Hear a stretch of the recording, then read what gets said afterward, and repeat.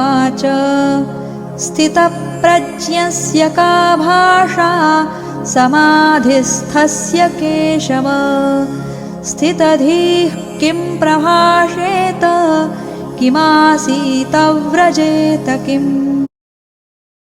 అర్జునుడు ఎత్తుకున్నాడు. స్థితప్రజ్ఞాస్య భాషా సమాధిష్ఠస్య కేశవ స్థితది కిం ప్రభాషేత కిమాసిత వ్రజేత కిం.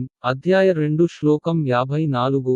అర్జునుడు అడిగాడు, ఓ కేశవ, సమాధిలో భగవంతుడిని పొందిన స్థిరమైన బుద్ధి గల వ్యక్తికి సంకేతం ఏమిటి? స్థిరమైన తెలివితేటలు ఉన్న వ్యక్తి ఎలా మాట్లాడతాడు, ఎలా కూర్చుంటాడు మరియు ఎలా నడుచుకుంటాడు?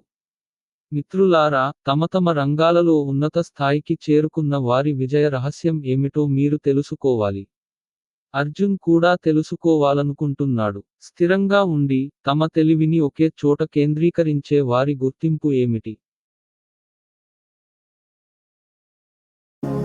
శ్రీ భగవానువాచ ప్రజహాతి యదా కామాన్ సర్వాన్ పార్థమనోగతాన్ ఆత్మన్యేవాత్మనా తుష్టః స్థితప్రజ్ఞస్తదోచ్యతే.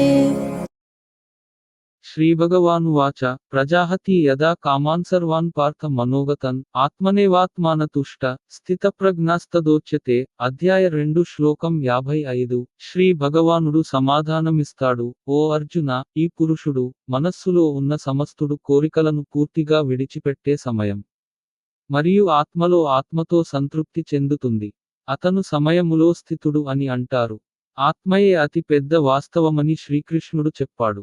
అనుబంధాన్ని, కోరికను లేదా కోరికను విడిచిపెట్టడం అనేది ఆత్మ దగ్గరికి రావడానికి ఏకైక మార్గం. సంతృప్తి మరియు శాంతి కోసం ఇతరులపై ఆధారపడవలసిన అవసరం లేనివాడు. అతను మాత్రమే తన కోరికను వదులుకోగలడు. స్నేహితులు అనుకుంటున్నారు, మీ సంతోషానికి, మీ శాంతికి మరొకరు అవసరమా?